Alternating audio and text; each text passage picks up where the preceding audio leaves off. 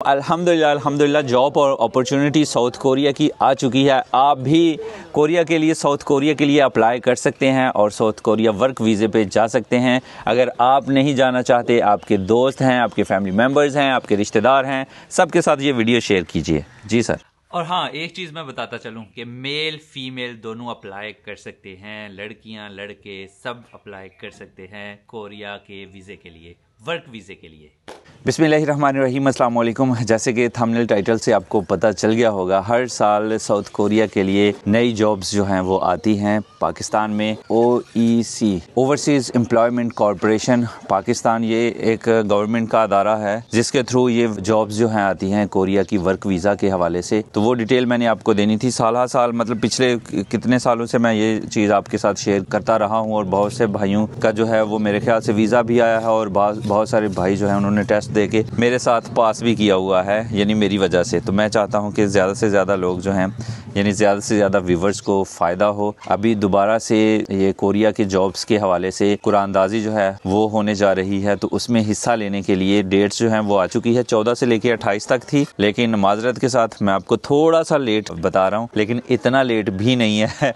अभी 28 तारीख तक आप जो है अपना नाम जो है वो कुरानदाजी में दे सकते हैं। उस हवाले से ये मेरे एक इश्तिहार है जो कि अखबारों में भी आता है और OEC की वेबसाइट जो कि जिसका लिंक मैं डिस्क्रिप्शन में डाल दूंगा इंशाल्लाह, तो वहां से भी आप जाके चेक कर सकते हैं। उसके अलावा स्क्रीन पे भी यहाँ पे इस साइड पे शो हो रहा होगा, तो यहाँ पे मैं जूम भी कर देता हूँ। सबसे पहले तो हुकूमत पाकिस्तान की तरफ से जी मैसेज है, वजारत समंदर पार पाकिस्तानी और तरक्की इंसानी वसाइल, ठीक है। ओवरसीज़ एम्प्लॉयमेंट कॉरपोरेशन है, जनूबी कोरिया के लिए 8वीं पॉइंट सिस्टम के लिए दरख्वास्तों की वसूली बराए साल 2025 है। मोटी चीज़ मैं दूंगा, अगर आप पढ़ना चाहते हैं तो पॉज कर सकते हैं, अदरवाइज ये इमेज जो है, ये इश्तिहार जो है, इसका भी लिंक डिस्क्रिप्शन में होगा, आप वहां से चेकआउट कर सकते हैं। दरख्वास्तों की वसूली जो है वो ऑनलाइन होगी, आप कर सकते हैं। 14 तारीख से लेके, यानी 14 मार्च से लेके 28 मार्च तक होगी 2025। सबसे पहले तो मैं आपसे ये बात कहना चाहूँगा कि आप जो है ना, ये वीडियो अगर आप नहीं भी जाना चाहते, अपने कज़न्स को, दोस्तों को,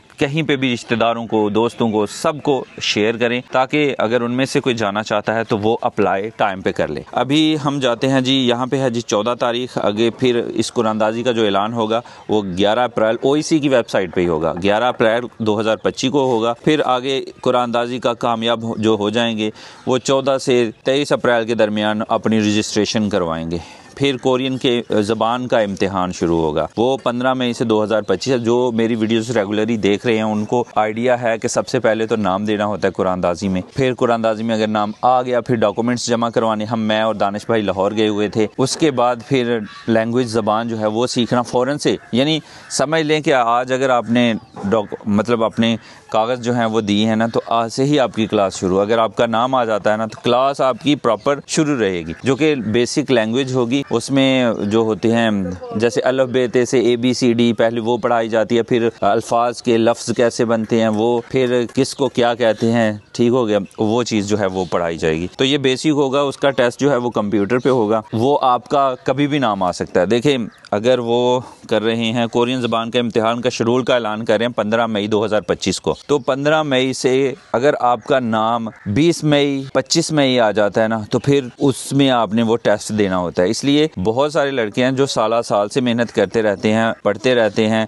और अपना नाम जो है वो देते रहते हैं। जैसे ही उनका कुरानदाजी में नाम आ गया, मतलब वो टेस्ट दे लेते हैं और कामयाब भी हो जाते हैं। कराची और इस्लामाबाद सेंटर होगा जहाँ पे आपकी कोरियन लैंग्वेज का टेस्ट होगा। पहले मेरे ख्याल से सिर्फ इस्लामाबाद में ही टेस्ट होता था, अभी उन्होंने बराए कराची और इस्लामाबाद सेंटर लिखा हुआ है। कोरियन ज़बान पहले मरहले के नतीजे का ऐलान जो होगा ना 27 अगस्त 2025 को। पास होने वाले हजरात पहले थे 80 नंबर वाला पास है, मेरी दफ़ा जो है वो 100 नंबर वाला पास था। फिर क्या होता है कि जब टेस्ट दे लेते हैं, जैसे मेरे 135 नंबर आए थे, 3 महीने के बाद ग्रुप वाइज थे, पहला ग्रुप दूसरा ग्रुप, मैं दूसरे ग्रुप में था, उसका मेरिट बन गया 120 का, 120 वाला पास है, मेरे आगे 135, यानी मैं पास में शामिल हो गया। तो इस तरह से होता है कि बाद में कुरानदाजी होनी, मतलब मेरिट लिस्ट जो है वो लगनी होती है, तो उसमें अगर नाम आ जाता है तो आगे का प्रोसेस फिर वो OEC की वेबसाइट पे टाइम पे अपडेट होता रहेगा। फिर स्किल टेस्ट आ जाता है, स्किल टेस्ट होगा, उसकी भी तैयारी फिर साथ में ही, जैसे आप पास कर जाते हैं स्किल टेस्ट की तैयारी जो है उसके लिए भी आपको 10-15 दिन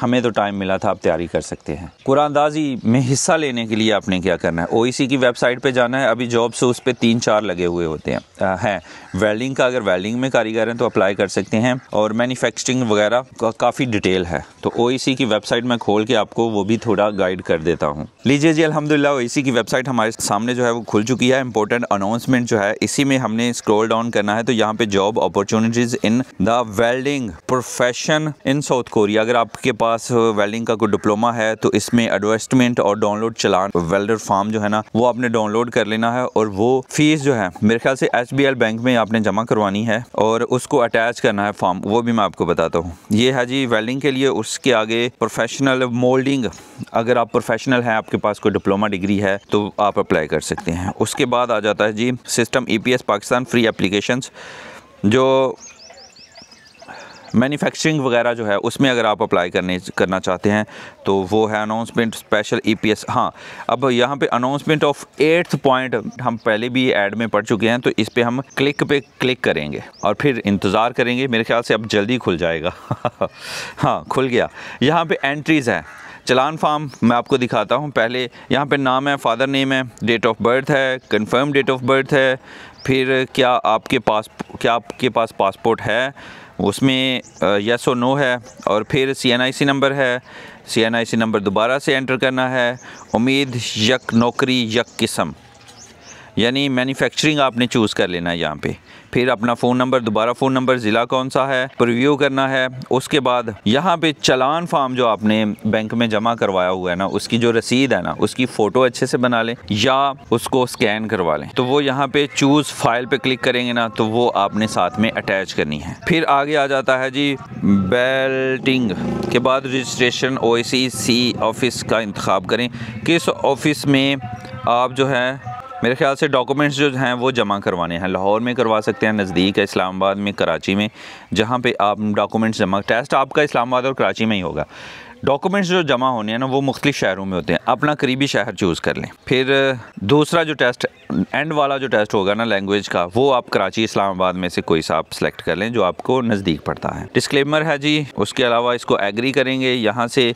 फिर ये डिटेल जो है ये भी आप पढ़ सकते हैं, और फिर यहाँ से आप सबमिट कर देंगे और सक्सेसफुल की आपके पास, मेरे पास स्क्रीनशॉट आ रहा होगा, तो ऐसे सबमिशन की जो सक्सेसफुल की वो रिपोर्ट है ना वो आपके सामने आ जाएगी। कोशिश करें कि उसका स्क्रीनशॉट या फ़ोटो बना लें। चूज़ फाइल पे जो आपने रसीद अटैच करनी है ना उसमें एक ख़ास MBs के यानी KB के हवाले से होगा कि इतने KB की अपलोड होगी।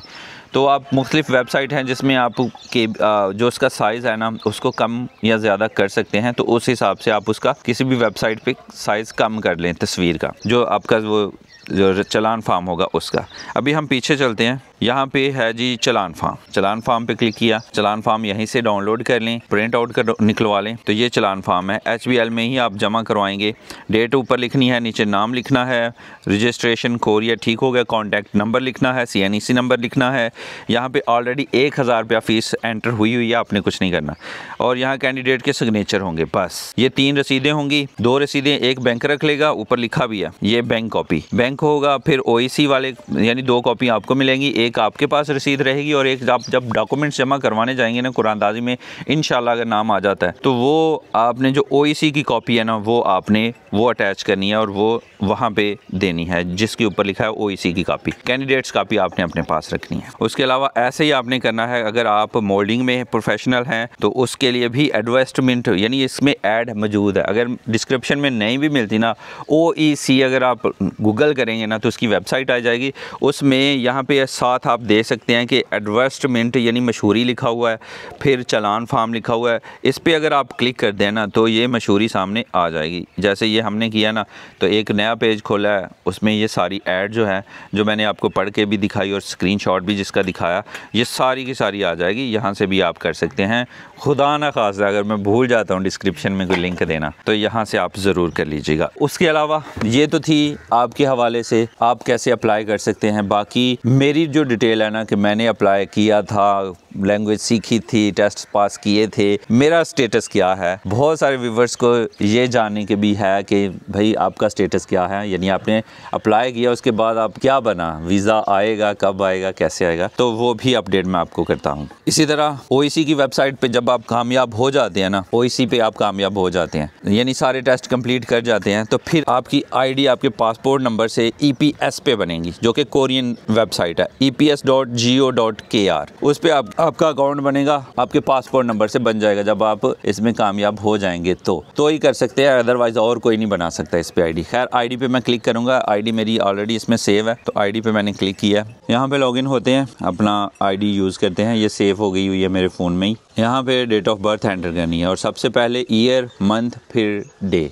नेक्स्ट पे क्लिक करेंगे, डेट ऑफ बर्थ डाल के लीजिए जी। यहाँ पे सिद्दीक मुदस्सर जो कि पासपोर्ट पे नंबर है वो शो हो चुका है अल्हम्दुलिल्लाह। यहाँ पे मेरे EPS टॉपिक स्कोर जो है ना 67.5% है। नो डाटा लिखा हुआ है, क्या रज़ाकाराना तौर पर वापसी, मतलब वापस गई। चलें यहाँ पे हम ये इमिग्रेशन निज़ाम को देखना, इस पे क्लिक करेंगे, इसी से डिटेल जो है वो सामने आएगी। यहाँ ऊपर भी लिखा हुआ है नो डाटा, तो आगे भी नो ही डाटा होने वाला है, क्योंकि अभी कोरिया में मेरा कोई डाटा नहीं गया हुआ। ये देखें ना, यहाँ पे नो डाटा लिखा हुआ है, ये सारी डिटेल है, यहाँ पे नो डाटा है। बहुत सारे लड़कों का जिन्होंने मेरे साथ टेस्ट दिए उनका भी अभी नो डाटा आ रहा है।